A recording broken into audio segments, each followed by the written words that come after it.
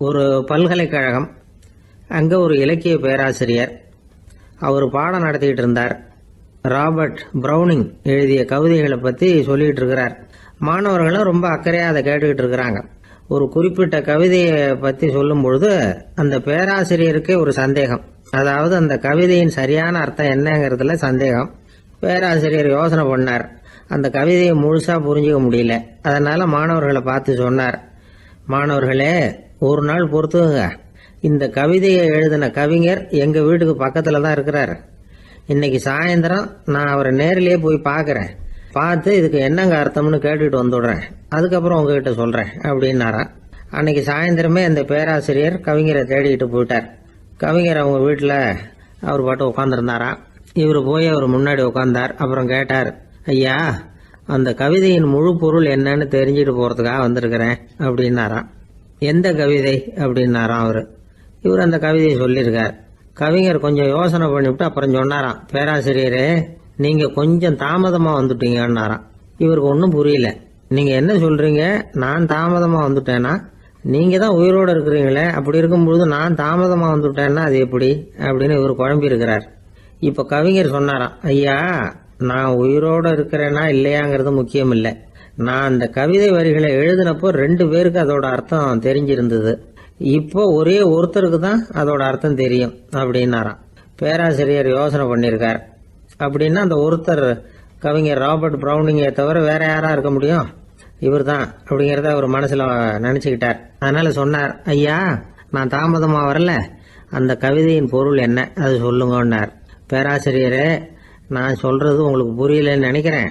நான் இந்த வரிகளை எழுதினப்போ 2 பேருக்கு அதோட அர்த்தம் தெரிஞ்சிருந்தது. அந்த 2 பேர் யாருன்னா, ஒருத்தர் ராபர்ட் ப்ரௌனிங், அதாவது நான், இன்னொருத்தர் கடவுள். இப்போ அது கடவுளுக்கு மட்டும்தான் தெரியும். நானே இதை பற்றி பல தடவை யோசனை பண்ணி பார்த்தேன்.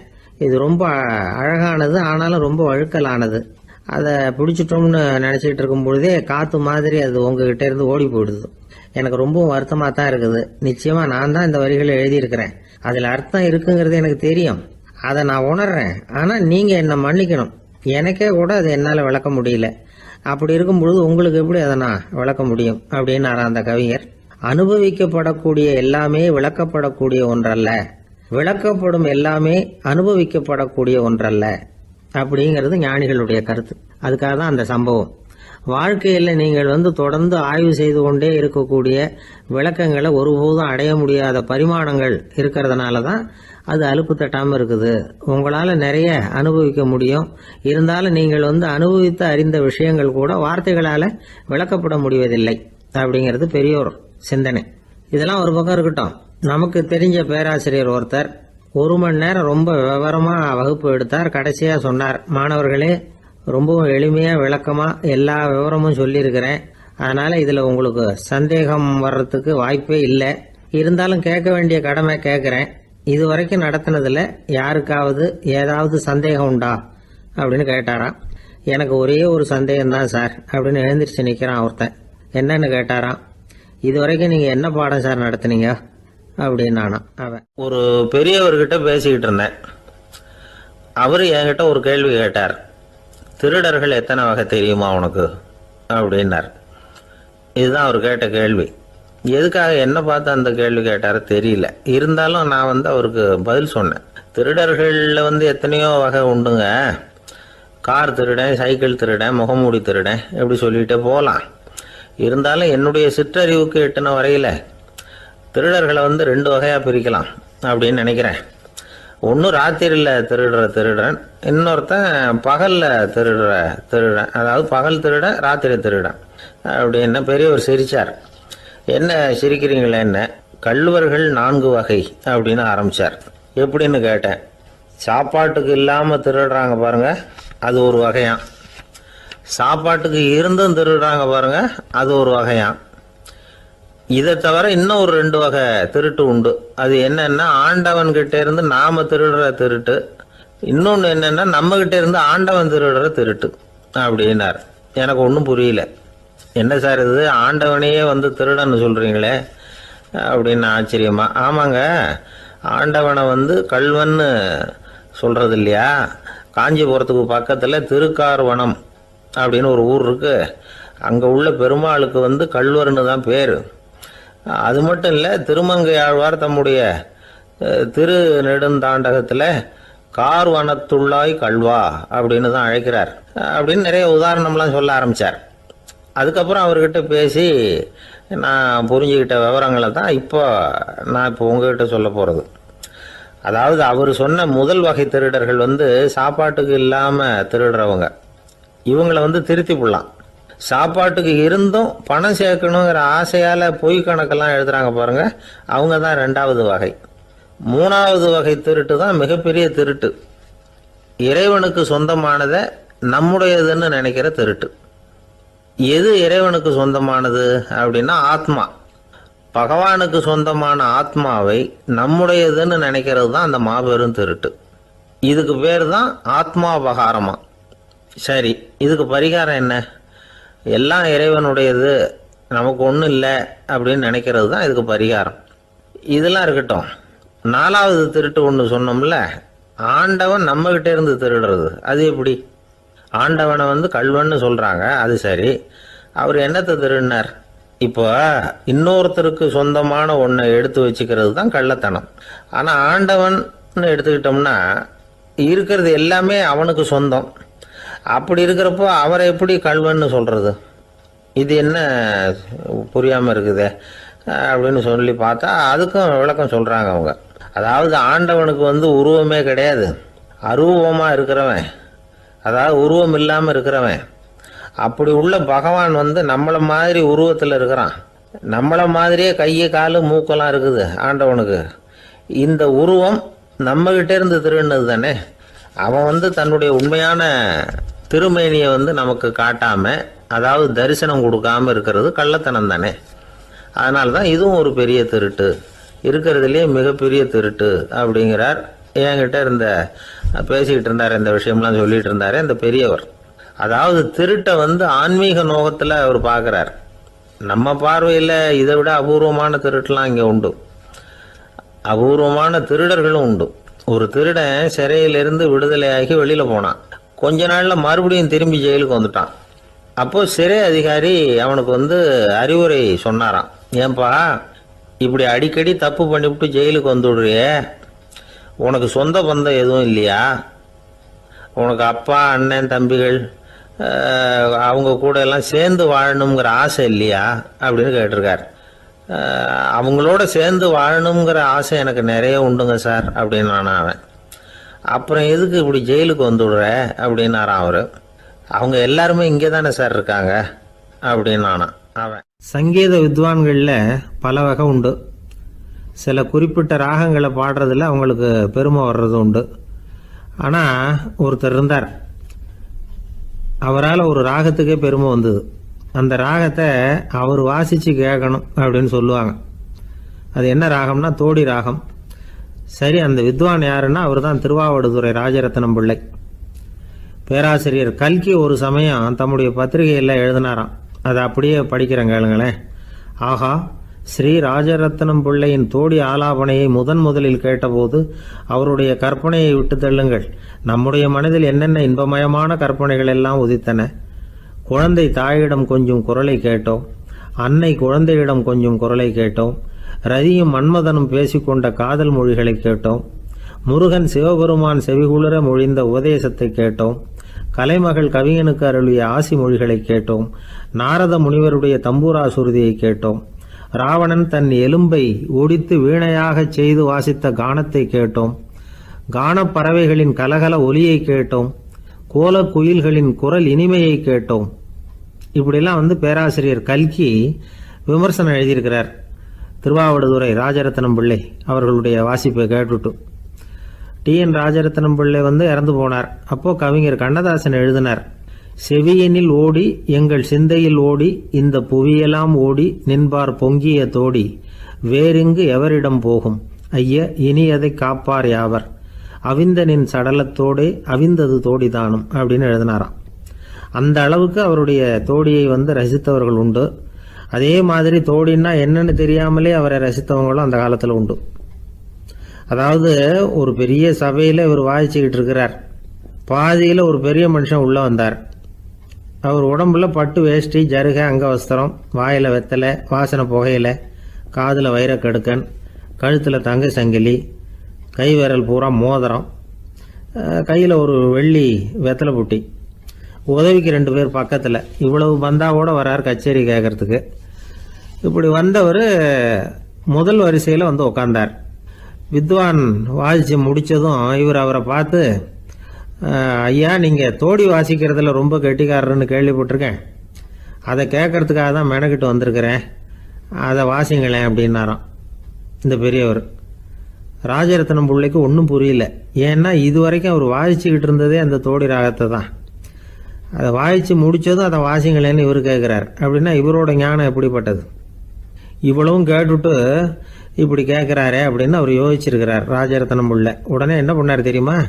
பக்கத்தில் ரொம்ப சாதுவாக சுருதி போட்டுக்கிட்டு இருந்த ஒரு முதுகில் ஓங்கி ஒரு குத்து விட்டாராம். அவருக்கு ஒன்றும் புரியல, எதுக்கு நம்மளை அடிக்கிறார் இவர், நம்மளை குத்துறாரு வித்வான்னு. அவர் அதிர்ச்சியால் இவர் நிமிர்ந்து பார்த்துருக்கார்.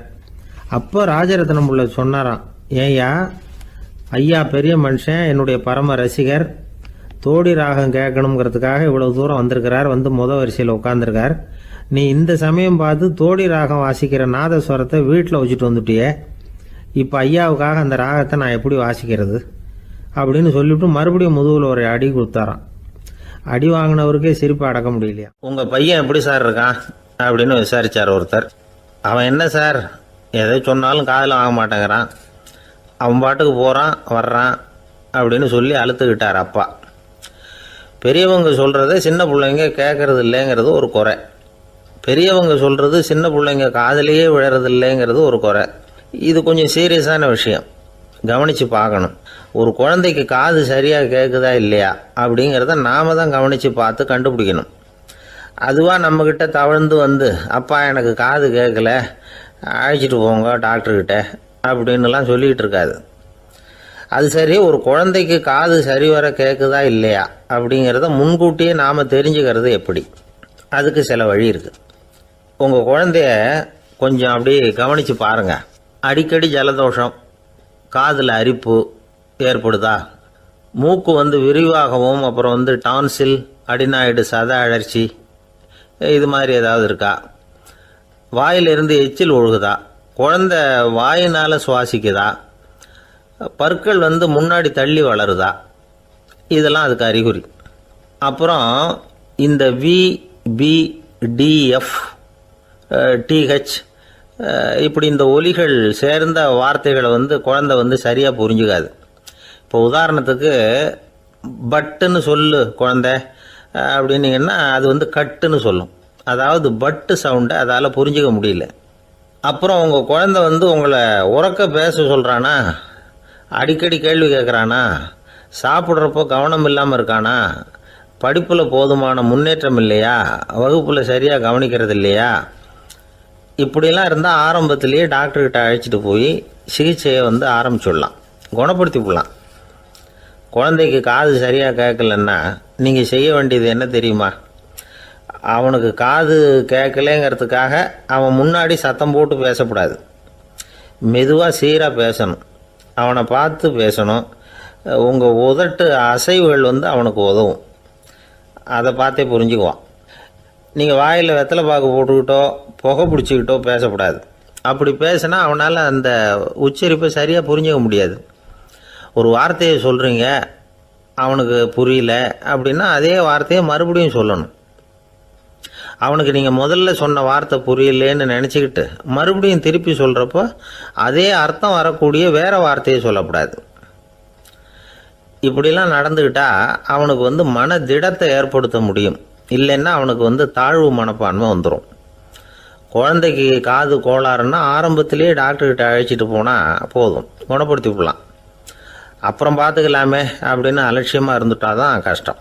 சில பேர் கோபத்தில் சின்ன பிள்ளைங்க காதை பிடிச்சி திருகிறது உண்டு. இது ரொம்ப தப்பு. காது கையோடு வந்துட்டால் என்ன பண்ணுறது? ஒரு வேடிக்கை கதை, அது கதை தான், நிஜமாக நடந்ததில்லை, அது மாதிரி நடக்காது. ஒரு வேடிக்கைக்காக சொல்லப்படுற கதை.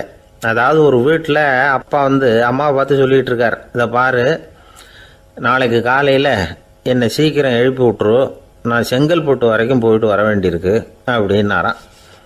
இதை அவங்க பையன் காதில் வாங்கிட்டு இருக்கான். அப்பாவுக்கு சிரமம் வேண்டாமே அப்படின்னு நினச்சி அவனே காலையில் யாருக்கும் தெரியாமல் எழுந்திரிச்சு புறப்பட்டு செங்கல்பட்டுக்கு போட்டான். சாயந்தரமாக திரும்பி வந்தான். அப்பா பையனை காணாமல் அலமோதிக்கிட்டு இருக்கிறார். சாயந்தரமாக பையனை பார்த்ததும் எங்கடா போயிட்டு வந்தேன்னு கேட்டார் கோவமாக.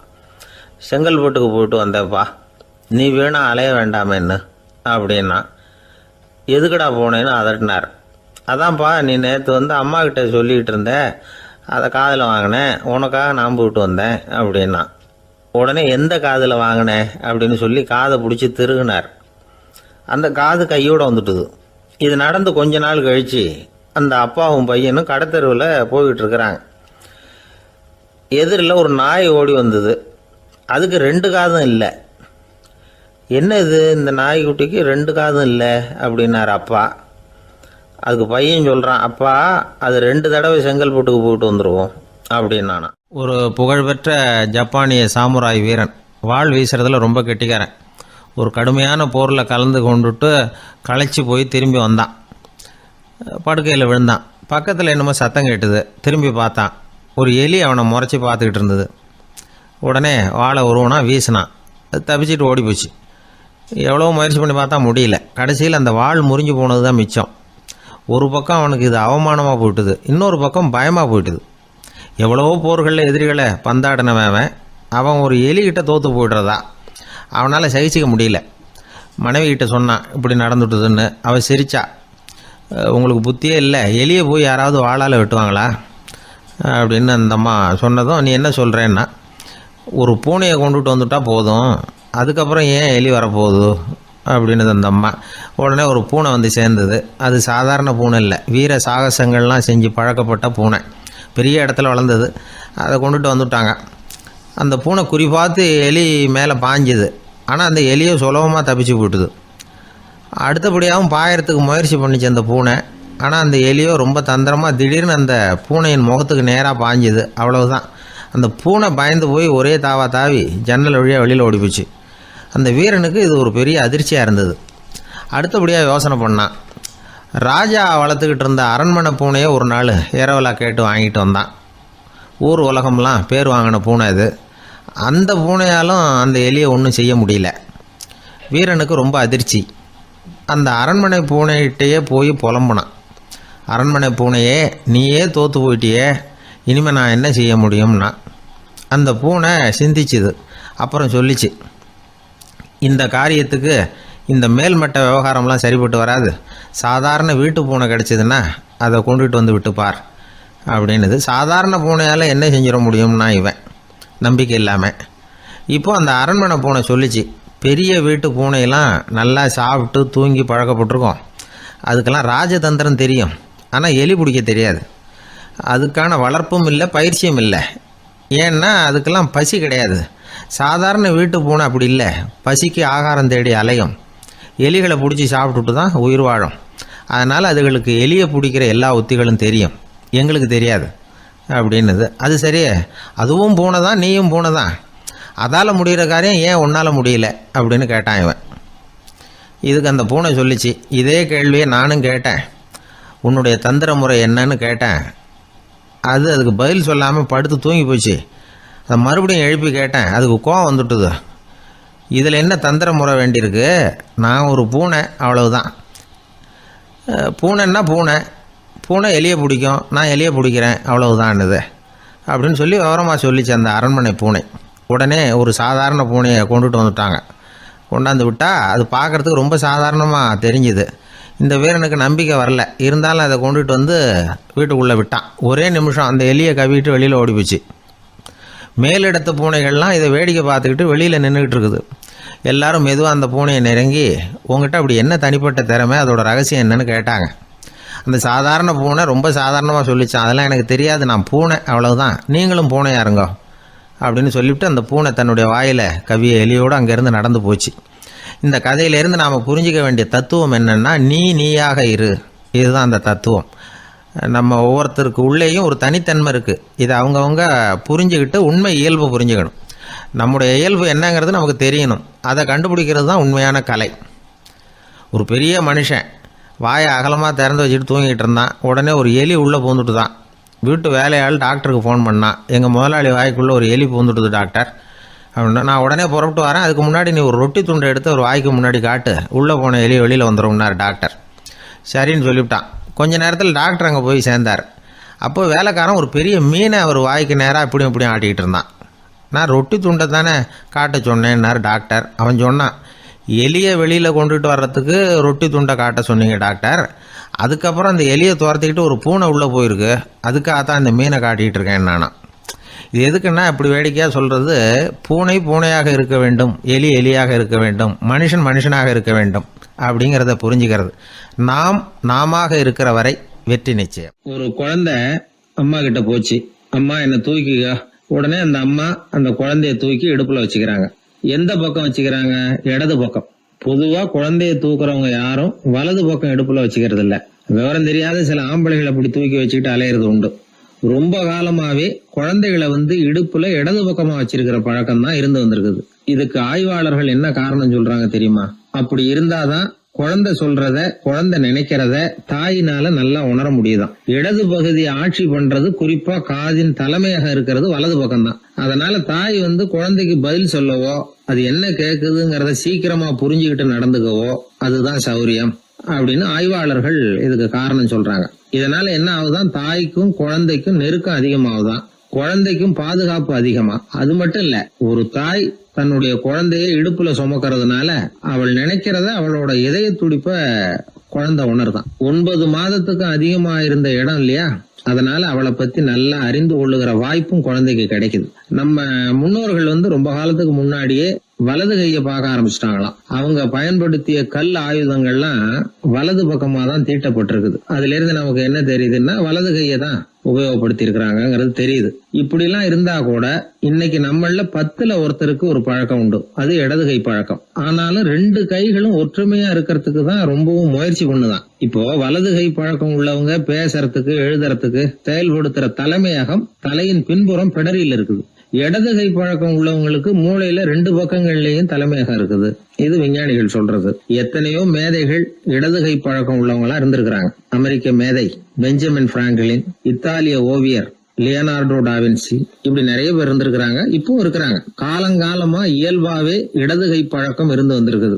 அப்படி இருக்கிறப்போ வலது கை எப்போ இடது கைய வென்றது, ஜெயிச்சது அப்படிங்கிற விவரம் இன்னமும் யாருக்குமே புரியல. ஆய்வாளர்களுக்கும் புரியல. அவங்களும் யோசிச்சுக்கிட்டு இருக்கிறாங்க. உலகம் இடது பக்கமா தான் சுத்துது. வானத்துல இருக்கிற வெள்ளி வீதி, அப்புறம் அணுவுல இருக்கிற துணுக்குகள், உடம்புல இருக்கிற அமினோ அமிலம், இப்படி எல்லாமே இடதுபுறமா தான் இயங்கிட்டு இருக்குது. இவ்வளவு செய்திகள் இடது கைக்கு ஆதரவா இருக்கிறப்போ அது எப்படி வலது கை கிட்ட ஏமாந்தது அப்படிங்கிற ரகசியம் இன்னமும் யாருக்கும் தெரியலையா. இது சம்பந்தமா ஆராய்ச்சி பண்றவங்களுக்கு இது இன்னமும் ஒரு பிரச்சனையா தான் இருக்குதான். இப்படி இடது கை ஒதுங்கிட்டதுனால இப்பெல்லாம் வலது கைக்கு தான் மரியாதை அதிகமா போச்சு. ஒரு ஆசாமி இடது கையில கட்டு போட்டுட்டு வந்தானா, கையில என்னப்பா கட்டுன்னு விசாரிச்சிருக்கிறார் ஒருத்தர். ஒரு இயந்திரத்தை பிரிச்சு ரிப்பேர் பார்த்துக்கிட்டு இருந்தேன், மறுபடியும் அதை ஓட விட்டு பாக்குறப்போ இடது கை விரல் மாட்டிக்கிட்டது, அதுதான் கட்டு அப்படின்ட்டு இருக்கான். நல்ல வேளை வலது கை மாட்டியிருந்தா உன்னால சாப்பிட கூட கஷ்டமா போயிருக்குமே என்னார் அவர். இதுக்கு அவன் சொன்னானா, முதல்ல வலது கை தாங்க மாட்டிக்க இருந்தது, நான் தான் உடனே புத்திசாலித்தனமா அதை இழுத்துக்கிட்டு இடது கையை கொடுத்தேன் அப்படின்னு இருக்கான். இவன் எப்பேற்பட்ட புத்திசாலி பாருங்க. இந்த வலது கை இடது கைங்கிறத பத்தி அறிவியல் ஆராய்ச்சி ஒரு பக்கம் இருந்தாலும் கை சுத்தமா இருக்கணும், இது வாழ்க்கைக்கு முக்கியம். உண்மை, உழைப்பு, நேர்மை இதெல்லாம் இருந்தாதான் வாழ்க்கையில முன்னேற முடியும். அதனால இந்த இடது கை பழக்கம், வலது கை பழக்கம் எது எப்படி இருந்தாலும் அது ஒருத்தருடைய புத்திசாலித்தனத்தை பாதிக்கிறது இல்ல. அதனால வாழ்க்கையில முன்னேறதுக்கு இது ஒரு இடைஞ்சலா இருக்கிறது இல்ல. நாம நம்ம உடம்பையும் புரிஞ்சுக்குவோம், மனசையும் புரிஞ்சுக்குவோம். அப்படி புரிந்து கொண்டு வாழ்க்கையில முன்னேறுவோம். என் நண்பர் ஒருத்தர் ஆழ்ந்த சிந்தனையில் இருந்தார். என்ன யோசனை பண்றீங்கன்னு கேட்டேன். தலைவர் ஆகணும்னு பார்க்குறேன், அதுதான் என்ன வழின்னு யோசிச்சுக்கிட்டு இருக்கேன்னார். நான் கூட அது மாதிரி யோசிச்சு பார்த்தேன். அதுக்கப்புறம் அந்த யோசனையை கை விட்டுட்டேன் அப்படின்னோம். ஏன்னு கேட்டார். அதுக்கான தகுதிகள் நமக்கு இல்லைங்கிறது புரியுது. அது நமக்கு புரியறத விட நம்ம விட மற்றவங்களுக்கு நல்லா புரிஞ்சு போச்சு. அதனால் பேசாமல் கம்முன்னு இருந்துடுறது தான் நல்லது அப்படின்னோம். தலைவர் ஆகிறதுக்கு தகுதிகள் வேற உண்டோ அப்படின்னு கேட்டார். அவர் யதார்த்தமாக தான் கேட்குறார். நாங்கள் உடனே எங்ககிட்ட இருந்த ஒரு புத்தகத்தை எடுத்து அவர்கிட்ட கொடுத்தோம். படித்து பாருங்கன்னு. தலைவர் ஆகிறதுக்கு என்ன வழி அப்படிங்கிறத பற்றி அதில் போட்டிருக்கிறாங்க. முதல் வழி என்ன தெரியுமா? ஒரு 4 பேர் முன்னாடி இல்லைன்னா ஒரு கூட்டத்துக்கு முன்னாடி நீங்கள் பேச போகிறீங்க. அப்போ எப்படி ஆரம்பிக்கணும்னா, உண்மையான புகழ்ச்சி, நேர்மையான பாராட்டு, இதோடு ஆரம்பிக்கணும். எடுத்ததுமே அது சரியில்லை இது சரியில்லைன்னு பேசிகிட்டு இருக்கக்கூடாது. மக்களை பார்த்து நீங்கள் தான் தப்பு பண்ணிவிட்டீங்க அப்படின்னு நேரடியாக சொல்லக்கூடாது. தவறு இருந்தாலும் அதை மறைமுகமாக ஏதாவது கதை சொல்லி அதிலிருந்து அவங்க புரிஞ்சுக்கிற மாதிரி செய்யணும். அடுத்தவங்க பண்ண தப்பு என்னன்னு அலசறதுக்கு முன்னாடி நீங்கள் பண்ணின தப்பு என்னங்கிறத பற்றியே பேசுங்க. எதுக்கும் நேரடியாக உத்தரவு போட்டுக்கிட்டு இருக்கக்கூடாது. இதை நீங்கள் செய்யணும் அப்படின்னு சொல்கிறதுக்கு பதிலாக நீங்கள் இப்படி செஞ்சால் எப்படி இருக்கும் அப்படின்னு கேள்வி மாதிரி கேட்கணுமா. இப்படி கேட்டால் அது உத்தரவு மாதிரி தெரியாதான். அடுத்தவங்க மரியாதையை காப்பாற்றுறது மாதிரி பேசணுமா. உங்கள் பேச்சு இன்னொருத்தரை அவமானப்படுத்துறது மாதிரி இருக்கக்கூடாதான். ஏன்டா இவங்கிட்ட போய் மாட்டிக்கிட்டோம்னு யாரும் நினச்சிடக்கூடாது. ஒவ்வொரு சின்ன வளர்ச்சியையும் பாராட்டணும். வெற்றி சாதாரணமாக இருந்தாலும் பாராட்டாமல் இருந்துடக்கூடாது. பாராட்டும் பொழுது தாராளமாக இருக்கணும். குறை சொல்லும் பொழுது கவனமாக இருக்கணும். வாய்க்கு வந்தபடி பேசிவிட்டா அதுக்கப்புறம் வகையாக மாட்டிக்கிட்டு முழிக்க வேண்டியிருக்கும். நீங்கள் பேசுறது இன்னொருத்தருக்கு ஒரு கௌரவத்தையும் மரியாதையும் உண்டு பண்ணுறது மாதிரி இருக்கணும். நீங்கள் பேசுறது அடுத்தவங்களுக்கு இருக்கிற கொஞ்ச நெஞ்ச மரியாதையும் எடுத்து விடுறது மாதிரி இருக்கக்கூடாது. உங்கள் பேச்சை கேட்டால் கேட்குறவங்களுக்கு ஒரு ஊக்கம் வரணும், உற்சாகம் வரணும். தவறு எதுவாக இருந்தாலும் அதை சுலபமாக திருத்திக்கலாம், சரி பண்ணிக்கலாங்கிறது மாதிரி இருக்கணும் உங்கள் பேச்சு. அடுத்தவங்களை சந்தோஷப்படுத்துங்க. உங்கள் யோசனையை கேட்டு நடந்துக்கிறதுனால அந்த சந்தோஷம் அவங்களுக்கு கிடைக்கணும். இந்த தகுதியெல்லாம் உங்ககிட்ட இருந்தால் நீங்கள் ஒரு சிறந்த தலைவராகலாம் அப்படின்னு அந்த புஸ்தகத்தில் போட்டிருக்கு.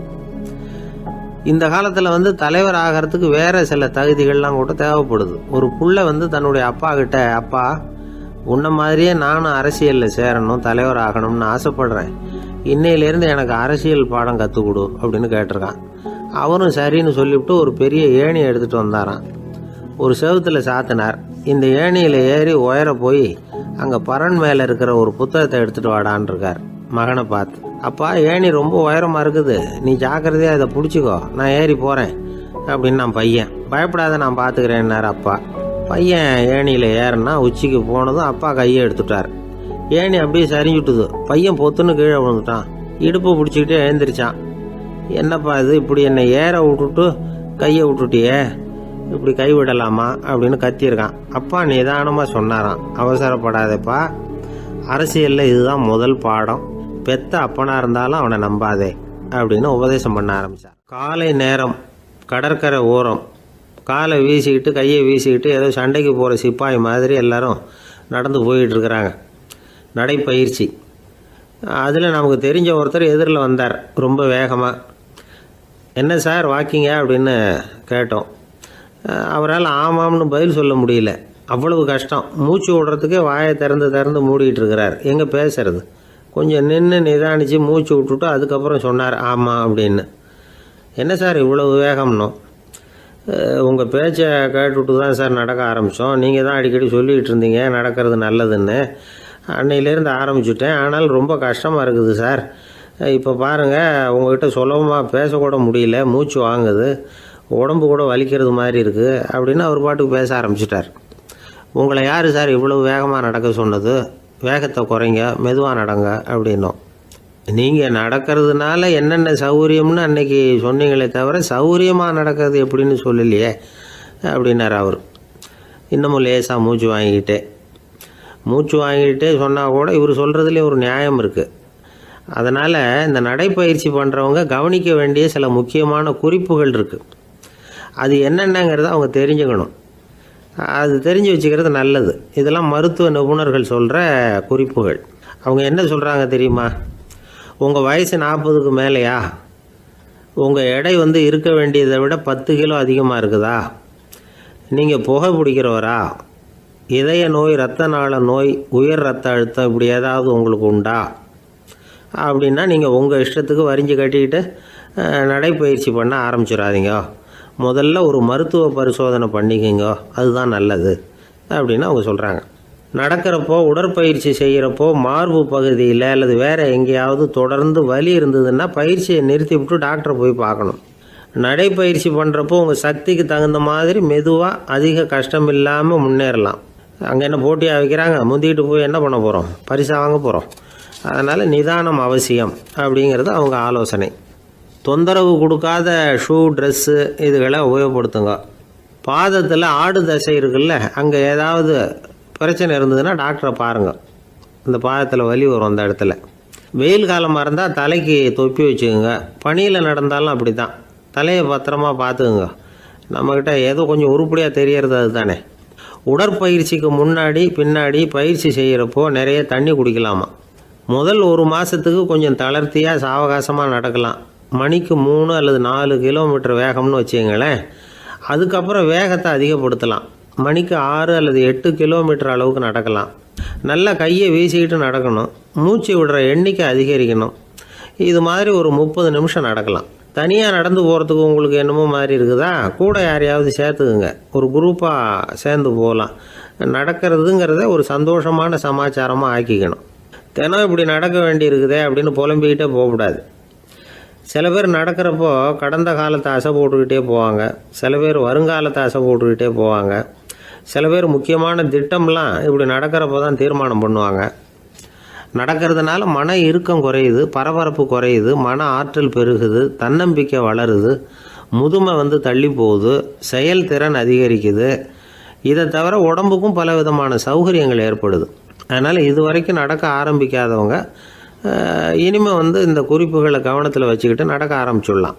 சார்லஸ் லேம்ப் அப்படின்னு ஆங்கில இலக்கிய மேதை ஒருத்தர், அவர் ஒரு தரம் உடம்பு சரியில்லைன்னு டாக்டர்கிட்ட போனாராம். டாக்டர் அவரை பார்த்துட்டு, நீங்கள் தினமும் காலையில் வெறும் வயத்தில் நடக்கணும் அப்படின்னாராம். வெறும் வயத்தில் நடக்கிறதுக்கு நான் தயார், ஆனால் வயிறு கிடைக்கணுமே சார், யார் வயத்து மேலே நடக்கிறது டாக்டர் அப்படின்னு கேட்டாராம் இவர். ஒருத்தர் முகத்தை உம்முன்னு வச்சுக்கிட்டு வந்துக்கிட்டு இருந்தார். ஏன்னு கேட்டாங்க. யார் என்ன பார்த்தாலும் உடனே முகத்தை திருப்பிக்கிட்டு போடுறாங்க சார் அப்படின்னார். உங்ககிட்ட பிரியமாக பேசுகிற நண்பர்களே கிடையாதா அப்படின்னு கேட்டாங்க. அப்படி யாரும் இல்லையே அப்படின்னாராம். அதிகமாக நமக்கு நண்பர்கள் கிடைக்கணும்னா அதுக்குன்னு சில உத்திகள் இருக்கு, அமெரிக்க எழுத்தாளர் ஒருத்தர் சொல்லியிருக்கிறார் அப்படின்னு சொன்னாங்களாம் விவரம் தெரிஞ்சவங்க. அப்படின்னு அதை எனக்கும் கொஞ்சம் சொல்லி கொடுங்களேன் அப்படின்னு கேட்டிருக்காரு இவர். உடனே அதை பற்றி அவர்கிட்ட சொல்ல ஆரம்பிச்சாங்களாம். அது என்னன்னா, முதல் குறிப்பு என்னன்னா, எதிரில் உள்ளவங்க நிறைய பேசுறதுக்கு வாய்ப்பு கொடுக்கணுமா. நம்ம பத்தியே பேசிட்டு இருக்க கூடாதான். அவர் பேசுற விஷயம் எதுவா இருந்தாலும் ஆமா நல்லது அப்படின்னு சொல்லி ஏத்துக்கணுமா. இது ஒரு குறிப்பு. 2வது குறிப்பு என்னன்னா, கூடுமான வரைக்கும் யாருகிட்டையும் அனாவசியமா வாதம் பண்ணிட்டு இருக்க கூடாது. 3வது குறிப்பு என்னன்னா, எந்த பிரச்சனையையும் அடுத்தவங்க கண்ணோட்டத்திலேயே பார்க்கணும், நம்ம கண்ணோட்டத்திலேயே பார்த்துட்டு இருக்க கூடாது. எப்பவுமே அடுத்தவங்க மனோபாவத்தை நாம புரிஞ்சு வச்சிருந்தோம்னா நம்மள யாராலையும் ஜெயிக்க முடியாது. 4வது குறிப்பு என்னன்னா, ஒருத்தர்கிட்ட பேச ஆரம்பிக்கிறப்பவே இயல்பா அன்பா ஆரம்பிக்கணும். உதாரணத்துக்கு, இந்த சட்டை உங்களுக்கு ரொம்ப பொருத்தமா இருக்குதே அப்படின்னு சொல்லி ஆரம்பிக்கலாம். அதை விட்டுட்டு, அன்னைக்கு என்ன சார் என்ன அம்போன்னு விட்டுட்டு அப்படி ஆயிட்டீங்க அப்படின்னு ஆரம்பிக்க கூடாதான். இதெல்லாம் விவரம் தெரிஞ்சவங்க சொல்லி கொடுத்துருக்கிற குறிப்புகள். 5வது விஷயம் என்னன்னா, நம்ம தவறுகளை தயக்கம் இல்லாம ஒத்துக்கணும், அதுக்காக கூச்சப்படக்கூடாது. 6வது குறிப்பு, அடுத்தவங்க கருத்துக்கு மதிப்பு கொடுக்கணும். நீங்க சொல்றது தப்பு சார் அப்படின்னு முகத்துல அடிச்சா அப்படி பேசக்கூடாது. 7வது விஷயம் என்னன்னா, சில பேர் எப்ப பார்த்தாலும் சவால் விட்டுக்கிட்டே இருப்பாங்க. அனாவசியமான சவால் சில பேரால தவிர்க்க முடியாது, அப்படி விடக்கூடாதான். 8வது கருத்து, நம்ம கருத்து என்னவோ அதை எதிராளியின் வாயிலிருந்து வரவழைக்கணும். அப்படி வரவழைக்கிறதுக்கு முயற்சி பண்ணணும். இது ஒரு முக்கியமான கருத்து. அப்புறம் 9வது குறிப்பு என்னன்னா, நம்ம யோசனைய புதிய முறையில சொல்லி பார்க்கலாம். அடுத்தவங்க சொல்ற யோசனையை ஏத்துக்கணும். அந்த யோசனை மகா மோசமா இருந்தா கூட அதை ஏத்துக்கிற மாதிரி நடிக்கலாமா, அது கூட தப்பு இல்லைங்கிறாங்க. 10வது குறிப்பு ரொம்ப முக்கியமானது. அதாவது அனாவசியமா பொய் சொல்லக்கூடாது. அப்படி எப்பவாவது பொய் சொல்ல வேண்டிய அவசியம் வந்துட்டுதுன்னு வைங்க, பெரிய பொய்யா சொல்லி கொள்ளணுமா, அதை நம்பும்படியா சொல்லணுமா. சில சமயம் தேவைப்பட்டா பொய்ய உண்மையா கூட மாத்திக்கலாமா. அது எப்படி பொய்ய உண்மையா மாத்திக்கிறது அப்படின்னா, இப்ப எனக்கு கார் ஓட்ட தெரியும்னு நண்பர்கள் கிட்ட பொய் சொல்லியாச்சு. நண்பர்கள் நிஜமாவே ஒரு காரை கொடுத்து ஓட்டுன்னு சொல்றதுக்கு முன்னாடி ஏதாவது ஒரு டிரைவிங் ஸ்கூல்ல சேர்ந்து கார் ஓட்டுறதுக்கே கத்துக்கிறது. இது ஒரு உதாரணம். இது மாதிரி பொய்ய உண்மையாக்கக்கூடிய சில உத்திகள் உண்டு. அதனால சில பிரச்சனைகளை தீர்த்திட முடியுமா. அப்புறம் 11வது குறிப்பு என்னன்னா, உயர்ந்த நோக்கங்களை மட்டும் வெளியில பேசணும். உள் மனசு எவ்வளவு ஒட்டடை படிஞ்சு கிடந்தாலும் பரவாயில்ல, அதை பத்தி பேச வேண்டியதில்லை. 12வது குறிப்பு சொல்றாங்க, சிறந்த நல்ல நண்பர்களை தேடிதான் பெற வேண்டியிருக்கும், அவ்வளவு சுலபமா கிடைச்சிட மாட்டாங்க அப்படின்னு சொல்றாங்க. இவ்வளவு குறிப்புகளும் அமெரிக்க நிபுணர் ஒருத்தர் சொல்லி வச்சிருக்கிறார். இப்படி எல்லாம் நடந்துகிட்டா நமக்கு நல்ல நண்பர்கள் கிடைப்பாங்களாம். முயற்சி பண்ணி பார்க்கணும். இந்த காலத்துல எல்லாம் எத்தனையோ விதமான நண்பர்கள் உண்டு. ஒருத்தர் ரொம்ப கவலையோட நின்னுகிட்டு இருந்தார். கண்ணு கலங்கி இருந்தது. ஏன் இப்படி கவலையோட நின்னுகிட்டு இருக்கிறீங்க அப்படின்னு கேட்டோம். என்னுடைய நண்பன் ஒருத்தன் ஒரு நாள் கோபத்துல என்னை பார்த்து சொல்லிவிட்டான், உன்னோட 1 வருஷத்துக்கு பேச மாட்டேன் போ அப்படின்னு சபதம் போட்டுட்டான் அப்படின்னார். அதுக்காகவா இப்படி கவலைப்பட்டுக்கிட்டு கண் கலங்கி நிக்கிறீங்க அப்படின்னு கேட்டோம். இதுக்கு அவரு சொன்னார், நான் அதுக்காக கவலைப்படல சார், அந்த 1 வருஷ கெடு என்னையோட முடியுது, அதை நினைச்சுதான் கவலைப்படுறேன், கண்ணீர் விடுறேன் அப்படின்னாராம் சோகமா. ஒரு ஊர்ல ஒரு மன்னர் இருந்தார். அவரு பக்கத்து தேசத்து மேல படையெடுக்கணும்னு நினைச்சுக்கிட்டு இருந்தார். அதையும் தன்னுடைய நாட்டோட சேர்த்துக்கணுங்கிற ஆசை. எப்போ படையெடுக்கலாம்னு யோசிச்சுக்கிட்டு இருந்தார். இப்படி யோசிச்சுக்கிட்டு இருந்த சமயத்துல ஒரு பெரியவர் அவரை தேடிட்டு வந்தார். அவர் அடிக்கடி வருவார், அவர்கிட்ட பேசிக்கிட்டு இருப்பார். இப்போ அப்படித்தான் வந்தார். என்ன மன்னா யோசனைன்னாரு. இவர் தன்னுடைய யோசனையை சொன்னார். இந்த சமயத்துல மன்னருக்கு தாகம் எடுத்தது. தண்ணி குடிக்கணும் போல இருந்தது. உடனே அங்க இருந்த ஒரு அரண்மனை பணியாளரை கூப்பிட்டார். போய் கொஞ்சம் தண்ணி கொண்டு வாப்பா அப்படின்னார். அந்த பணியாளர் போனார். ஒரு கோலையில தண்ணி கொண்டு வந்தார். ராஜா கிட்ட நீட்டினார். ராஜா அதை வாங்கி குடிக்கிறதுக்காக வாய்கிட்ட கொண்டுட்டு போனார். அந்த நேரம் பார்த்து, மன்னா கொஞ்சம் பொறுங்கன்னார் இந்த பெரியவர். ஆவலோட குடிக்க போன மன்னர் அப்படியே நிறுத்திக்கிட்டு பெரியவரை பார்த்தார். இப்ப அந்த பெரியவர் சொன்னார், மன்னா, இப்போ உங்களை விட வலிமை உள்ள ஒரு சக்தி உங்களுக்கு தண்ணி கொடுக்க மறுத்துடுதுன்னு வைங்க, உங்களை குடிக்க விடாம தடுத்துடுது அப்படின்னா, இப்ப இந்த ஒரு கோவள தண்ணீரை என்ன விலை கொடுத்து வாங்குவீங்க அப்படின்னு கேட்டார். இப்போ எனக்கு இருக்கிற தாகத்துக்கு என்னுடைய அரசாங்கத்துல பாதியையாவது கொடுத்து இந்த தண்ணியை வாங்கறதுக்கு தயங்க மாட்டேன்னார் அவர். சரி, இப்போ அந்த தண்ணியை குடிங்கன்னார் பெரியவர். மன்னர் ஆவலோட அந்த தண்ணியை குடிச்சு முடிச்சார். அதுக்கப்புறம் கொஞ்ச நேரம் தன்னுடைய படையெடுப்பு பத்தி சொல்லிட்டு இருந்தார். கொஞ்ச நேரம் கழிச்சு மறுபடியும் இந்த பெரியவர் கேட்டார், மன்னா, இப்போ நீங்க ஒரு கோவள தண்ணீரை குடிச்சு முடிச்சுட்டீங்க.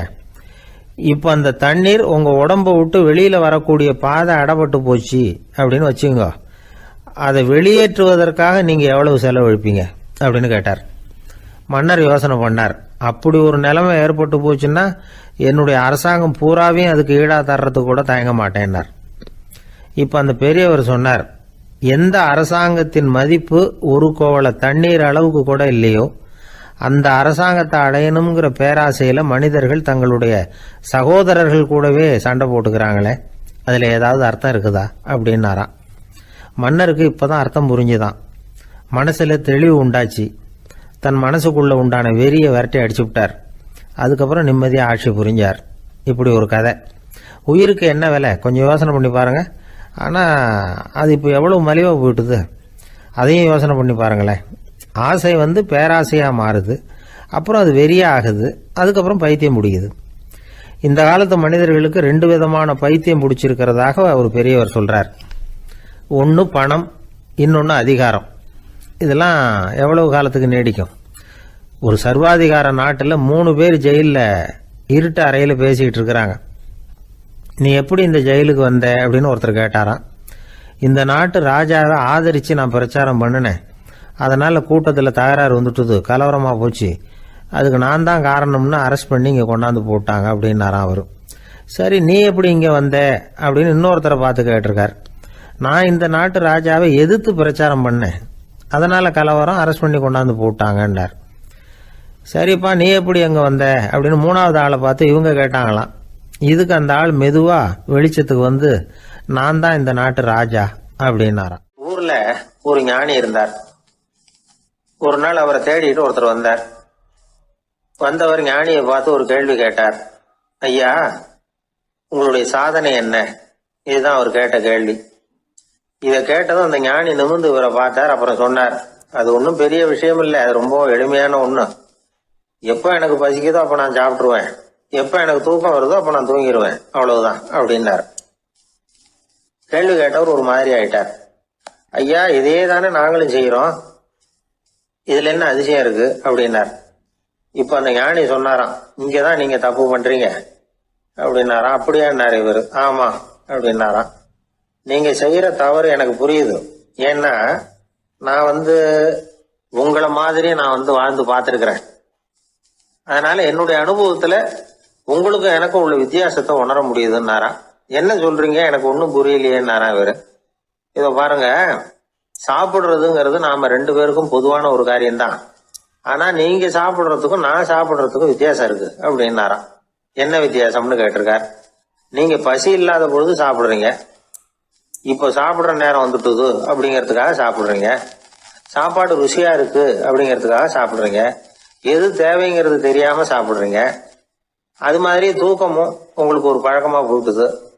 இப்போ இது தேவையா இல்லையா அப்படிங்கிறத பத்தி நீங்க யோசிச்சு பாக்குறது இல்ல. சாப்பிடும் பொழுது 1000 வேலைகளை மனசுல நினைச்சுக்கிட்டு இருப்பீங்க. அதனால அது சாப்பிடுதலா இருக்காது. அதே மாதிரி நீங்க தூங்கும் பொழுதும் அது தூங்குதலா இருக்காது. ஏகப்பட்ட கனவுகள் வரும். உங்க மனசு மேலும் மேலும் கனவுகளை உருவாக்கி கொண்டே இருக்கும். அதனால எனக்குள்ள நடக்கிறது வேற மாதிரி, நீங்க நினைக்கிறது மாதிரி இல்ல. எனக்குள்ள நடக்கிறது எப்படின்னா, நீங்க செய்யறது மாதிரி இல்ல. தூக்க உணர்வு வந்த உடனே தூங்குதல் மட்டுமே நடைபெறும். அதுதான் என்கிட்ட நடக்கிறது அப்படின்னு அந்த ஞானி. வித்தியாசம் புரியுதா? அந்த ஞானி சாப்பிடுறத அனுபவிக்கிறார், அது எக்ஸ்பீரியன்ஸ். நாம அப்படி இல்லை, மனம் போன போகல சாப்பிடுறோம். இது இன்டெலிஜிங். இது ரெண்டுலயும் செயல்ல வேறுபாடு இல்லை, விழிப்புணர்வுல தான் வேறுபாடு இருக்கு. அவர் சாப்பிடும் பொழுது ஒரு சாட்சி மனோபாவத்தோட சாப்பிடுறார். எவ்வளவு தேவையோ அவ்வளவுதான் சாப்பிடுறார். ஏன்னா அவருடைய விழிப்புணர்வு முழுமையா செயல்படுது. அதனால அவர் சாப்பிடும் பொழுது நம்மை விட மகிழ்ச்சியா இருக்கிறார். நாம அப்படி இல்லை, வயிற்றை நிரப்புறதுக்காக சாப்பிடுறோம். இன்னும் சொல்ல போனா சாப்பிடும் பொழுது நாம அங்கேயும் இருக்கிறது இல்லை, எங்கேயோ போயிடுறோம். உடம்பு மட்டும்தான் அங்க இருக்கும். ஆனா ஞானி அப்படி இல்லை. அவர் சாப்பிடும் பொழுது சாப்பிடுதல் மட்டுமே இருக்கும். எந்த ஒரு செயலையும் விழிப்புணர்வோட செய்யலாம், மனம் போன போக்கிலையும் செய்யலாம். விழிப்புடன் செய்யறப்போ செய்யும் செயல் நம்ம அனுபவமாகிறது, அவ்வளவுதான். இதெல்லாம் பெரிய தத்துவம் மாதிரி தெரியும். இருந்தாலும் நாம புரிஞ்சுக்க வேண்டியது என்னன்னா, எந்த காரியத்தை செஞ்சாலும் அதுல முழு ஈடுபாடு வேணுங்கிறது முக்கியம். அந்த அளவுக்கு முதல்ல நம்மளை மாத்திக்கிட்டா போதும். ஆனா நம்ம ஆளுங்க அந்த அளவுக்கு இருக்கிறது இல்ல, எல்லாமே அரைக்குறை தான். கேட்டா ஞாபகம் மருதி. ஒருத்தன் என்ன பண்ணானா, விமான டிக்கெட் வாங்கிக்கிட்டு ரயில்வே ஸ்டேஷனுக்கு வந்துட்டான். அப்புறம் தான் புரிஞ்சுது தவறுதெல்லாம் இங்க வந்துட்டோங்கிறது. உடனே அவசரமா விமான நிலையத்தை நோக்கி ஓடி இருக்கிறான். அங்க போய் கவுண்டர்ல கேட்டிருக்கான், மேடம் நான் தவறுதலா ரயில்வே ஸ்டேஷனுக்கு போயிட்டேன், இப்ப விமானத்தையும் தவற விட்டுட்டேன், அடுத்த பிளைட்ல எனக்கு இதை மாத்தி தர முடியுமான்னு கேட்டிருக்கான். முடியாதுன்னாங்களாம் அந்த அம்மா. ஏன்னு கேட்டானா, ஏன்னா இப்ப நீங்க வந்திருக்கிறது பஸ் ஸ்டாண்டு அப்படின்னாங்களாம். ஒரு காலத்துல பிரஷ்யா அப்படின்னு ஒரு தேசம் இருந்தது. இப்போ ஜெர்மனி இருக்குல்ல, இதோட பெரும்பகுதி ஒரு காலத்துல பிரஷ்யாங்கிற பேர்ல இருந்தது. அப்போ அதுக்கு அரசராக இருந்தவர் மகா ஃப்ரெடரிக், அதாவது ஃப்ரெடரிக் தி கிரேட் அப்படின்னு சொல்லுவாங்க. அந்த ராஜாவுக்கு ஒரு சந்தேகம், நாம் பல வகையான வரிகளை விதித்து வசூல் பண்ணுறோம், அப்படி பண்ணி வருமானம் குறைஞ்சிக்கிட்டே போகுதே, இதுக்கு என்ன காரணமாக இருக்கும்? இதுதான் அவருக்கு ஏற்பட்ட சந்தேகம். ஒரு சமயம் அந்த அரசர் தம்முடைய அமைச்சர்களையும் பிரபுக்களையும் தளபதிகளையும் கூப்பிட்டு ஒரு விருந்து வச்சார். விருந்து முடிஞ்சதும் அவங்கள பார்த்து இந்த சந்தேகத்தை கேட்டார். வரிகள் அதிகமாக விதித்து வருமானம் குறையறதுக்கு என்ன காரணம் அப்படின்னு கேட்டார். பல பேருக்கு இதுக்கு சரியாக பதில் சொல்ல தெரியல. அனுபவசாலியான ஒரு தளபதி எழுந்திருச்சார். அரசே, அது எப்படிங்கிறத இப்போ உங்களுக்கு காட்டுறேன்னார். உடனே ஒரு பெரிய பனிக்கட்டி ஒன்றை தன்னுடைய கையில் எடுத்தார். அதை அப்படியும் எப்படியும் திருப்பி பார்த்தார். அப்புறம் அடுத்தவர்கிட்ட கொடுத்தார். அவரும் அதை அப்படியும் எப்படியும் திருப்பி பார்த்துட்டு அடுத்தபடியாக இருந்தவர்கிட்ட கொடுத்தார். இப்படியே இதை ஒவ்வொருத்தராக பார்த்துட்டு ஒவ்வொரு கையாக மாறி கடைசியில் மன்னர் கைக்கு போய் சேர்ந்தது. மன்னர் கைக்கு அந்த பனிக்கட்டி போய் சேர்ந்தப்போ அது கொஞ்சம் கொஞ்சமாக உருகி ஒரு பட்டாணி கடலை சைஸுக்கு ஆயிட்டுது. மன்னர் யோசனை பண்ணார், வரி அதிகமாக போட்டாலும் வந்து சேர்றது குறைவாக இருக்கிறதுக்கு என்ன காரணம் அப்படிங்கிறது அவருக்கு புரிஞ்சு போச்சு. காலம்தான் மாறிட்டு இருக்கே தவிர இந்த கையூட்டு வாங்குற பழக்கம் மாறினதாக தெரியல. இன்னொரு ராஜா இருந்தார். அவர் தன்னுடைய ராஜாங்கத்தில் லஞ்ச ஊழலே சுத்தமாக இருக்கக்கூடாது அப்படின்னு நினைச்சார். அவர்கிட்ட பல்வேறு துறைகளுக்கும் பொறுப்பாக இருந்த பல பேரும் ரொம்ப சுத்தமாகவும் நேர்மையாகவும் இருந்தாங்க. ஒரே ஒருத்தர் மட்டும் எல்லார்கிட்டையும் லஞ்சம் வாங்கிட்டே இருந்தார். அவரை வேற வேற துறைகளுக்கு மாற்றி பார்த்தாரு. அந்த ராஜா என்னென்னமோ பண்ணி பார்க்குறாரு. எந்த வேலையை கொடுத்தாலும் அதுலேயும் லஞ்சம் வாங்கிறதுக்கு ஒரு வழியை உண்டு பண்ணிக்குவார் அந்த ஆள். ராஜாவுக்கு இது ஒரு பெரிய தலைவலியாக போட்டுது. இவர் என்ன பண்ணுறது, இவருக்கு என்ன வேலையை கொடுக்கறது, கொஞ்சம் கூட லஞ்சம் வாங்கிறதுக்கு சான்ஸே இல்லாத ஒரு வேலையை கொடுக்கணும் அப்படின்னு திட்டம் போட்டார். ஒரு நாள் அவருக்கு அந்த உத்தரவும் போட்டுட்டார். அதாவது அவருக்கு என்ன வேலைன்னா, கடற்கரையில் தான் அவருக்கு ஆஃபீஸ். அங்கேயே இருந்துக்க வேண்டியது. தினமும் எத்தனை கடல் அலை கரையில் வந்து மோதுது அப்படிங்கிறத கணக்கெடுத்து ராஜாவுக்கு தெரிவிக்க வேண்டியது. இதுதான் அவருக்கு வேலை. பேசாமல் அலையை எண்ணிட்டு உட்காந்துருக்கிட்டோம், அப்போவாவது அவர் லஞ்சம் வாங்குற சந்தர்ப்பம் இல்லாமல் போயிடும் அவருக்கு அப்படின்னு நினைச்சார் ராஜா. இந்த ஆள் கடற்கரைக்கு போய் டியூட்டியில் ஜாயின் பண்ணிக்கிட்டார். ஒரே மாசத்துல அங்கே சொந்தமாக ஒரு பிரம்மாண்டமான மாளிகை கட்டி விட்டாரு. ராஜாவுக்கு இது பெரிய ஆச்சரியமாக போச்சு. அலையை என்ற வேலையில் அந்த ஆள் எப்படி பணம் சம்பாதிச்சார் அப்படின்னு விசாரித்து பார்த்தார் அக்கம் பக்கத்தில். அந்த ஆள் என்ன பண்ணியிருக்கிறாருன்னா, கடற்கரையில் போய் பொறுப்பு ஏற்றுக்கிட்ட உடனே அங்கே இருந்த மீனவர்கள்கிட்ட எல்லாம் இந்த கரையில் வந்து ஒரு நாளில் வந்து மோதுற அலைகள் எத்தனை அப்படின்னு கேட்டிருக்காரு. அது எப்படிங்க தெரியும்னு இருக்காங்க அவங்க. தினமும் அந்த எண்ணிக்கை தெரியணும். நம்ம ராஜாவுக்கு தினமும் அறிக்கை அனுப்பணும், டெய்லி ரிப்போர்ட்டு. தவறுனா நீங்கள் இந்த கடலில் போய் மீன் பிடிக்கிறதுக்கு ராஜாவோட அனுமதி கிடைக்காது அப்படின்ட்டுருக்காரு. உடனே மீனவர்களும் பயந்து போட்டாங்க. கடலுக்கு போகிறதுக்கு அனுமதி இல்லைன்னா பட்டினி கிடக்கிறது மாதிரி ஆகிடுமே. மெதுவாக அந்த ஆளுகிட்ட போனாங்க, காதோட காதாக சொன்னாங்க, ஐயா எங்களால் வந்து கடல் அலையை வந்து எண்ண முடியாது. தினமும் எங்களால் முடிஞ்சதை உங்களுக்கு பணமாக கொடுத்துட்றோம். நீங்கள் தான் ராஜா கிட்ட சிபாரிசு பண்ணி நாங்கள் தொடர்ந்து மீன் பிடிக்கிறதுக்கு அனுமதி வாங்கி கொடுக்கணும் அப்படின்னு வேண்டிக்கிட்டாங்க. பணம் தினமும் வந்து சேர ஆரம்பிச்சுட்டுது. பதவியில் மற்ற பதவியோட இந்த பதவி எவ்வளவோ மேல் அப்படின்னு நினச்சிட்டான் அந்த ஆள். அது மட்டும் இல்லை, தயவு பண்ணி என்னை இந்த இடத்த விட்டு மாற்றி விடாதீங்க சார் அப்படின்னு வேற கேட்க ஆரம்பிச்சிட்டானா. ஒரு நண்பர் யாருக்கோ ஃபோன் பண்ணிகிட்டு இருந்தார். அவர் பேசி முடித்ததும் நான் அவரை பார்த்து, இப்போ ஃபோன் பண்ணீங்களே அந்த ஃபோன் நம்பர் என்ன அப்படின்னு கேட்டேன். அவர் தலையை சொரிஞ்சுக்கிட்டார், ஞாபகம் வரலன்னார். சரி சார் அதை விடுங்க, உங்கள் மனைவி பேர் என்ன அப்படின்னு கேட்டேன். மாலதின்னார். என்ன சார் இது வேடிக்கை, கொஞ்ச நேரத்துக்கு முன்னாடி பேசின ஃபோன் நம்பர் வந்து மறந்து போச்சு. எப்போவோ கல்யாணம் பண்ணிக்கிட்ட மனைவி பேர் மறக்கலை, அதை கரெக்டாக சொல்லிவிட்டீங்களே அப்படின்னு கேட்டேன். அவர் என்ன ஒரு மாதிரியாக பார்த்தார். அவர் அப்படி என்னை பார்த்ததில் ஒன்றும் தப்பு இல்லை, ஏன்னா நாம் எல்லாருமே அப்படித்தானே. ஒரு குறிப்பிட்ட காரியத்துக்காக தொலைபேசியில் ஒருத்தட்ட பேசுகிறோம், அதுக்கப்புறம் அந்த எண் வந்து நமக்கு அனாவசியம், அதனால் மறந்துடுறோம். இதுக்கு பேர் தான் தற்காலிக ஞாபகம். ஆனால் மனைவி பேரை வந்து மறந்துட முடியுமா? முடியாது. அது வந்து அவசியமான ஒன்று. அடிக்கடி அந்த பேரை வந்து உபயோகப்படுத்துகிறோம், அதனாலேயும் அது வந்து முக்கியங்கிறதுனாலேயும் அதை மறக்கிறது இல்லை. இதுக்கு பேர் நிரந்தர ஞாபகம். சரி, இந்த தற்காலிக ஞாபகம், நிரந்தர ஞாபகம், இது ரெண்டு ஞாபக அளவுகளையும் கட்டுப்படுத்துறது எது அப்படின்னா மூளைக்குள்ள நடக்கிற மின்சார நடவடிக்கைகள் தான். தற்காலிக ஞாபகம் ஒரு மின்னல் மாதிரி தோன்றி மறையுது.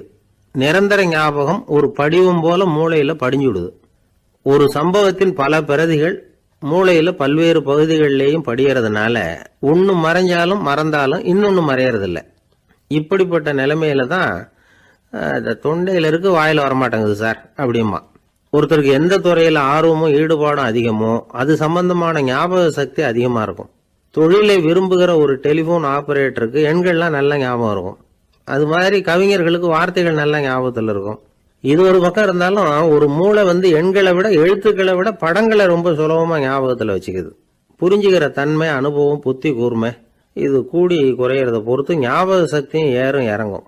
இப்போ உதாரணத்துக்கு ஒரு பையனுக்கு படித்தது எதுவும் ஞாபகத்தில் இல்லைன்னா அவன் அதை சரியாக புரிஞ்சுக்கலன்னு அர்த்தம். இந்த மறதிங்கிறது எந்த சமயத்தில் ஒரு பிரச்சனை ஆகுது தெரியுமா? உங்களுக்கு வேண்டியப்பட்ட ஒருத்தரை ஞாயிற்றுக்கிழமை சாயந்தரம் சரியாக 5 மணிக்கு கடற்கரைக்கு வர சொல்லிவிட்டு அந்த நேரத்தை மறந்துட்டா அது பரவாயில்ல, வர சொன்னதையே மறந்துட்டாதான் நிலைமை மோசம்னு அர்த்தம். இப்படி இருந்தால் இது வந்து சிகிச்சை எடுத்துக்க வேண்டிய நிலைமைங்கிறத புரிஞ்சுக்கணும். ஆமாம், இதுக்கும் மருந்து இருக்கு.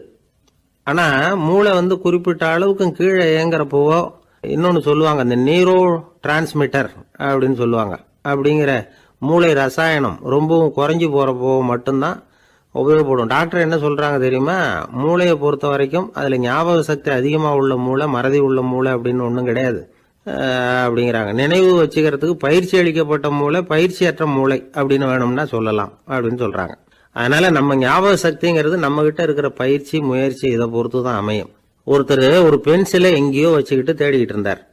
அப்புறம் என்னமோ தீவிரமா யோசனை பண்ணி அதை ஞாபகப்படுத்தி பார்த்துக்கிட்டு இருந்தாராம். எதிரில் உட்காந்துருந்தவர் சொன்னார், பென்சிலை தானே தேடிக்கிட்டு இருக்கீங்க, அது உங்க வலது காதில் இருக்குது சார் அப்படின்னாராம் அவரு. இதுக்கு அவரு சொல்லியிருக்காரு, பென்சிலை வந்து வலது காதில் தான் வச்சிருக்கேங்கிறது எனக்கு நல்லா ஞாபகம்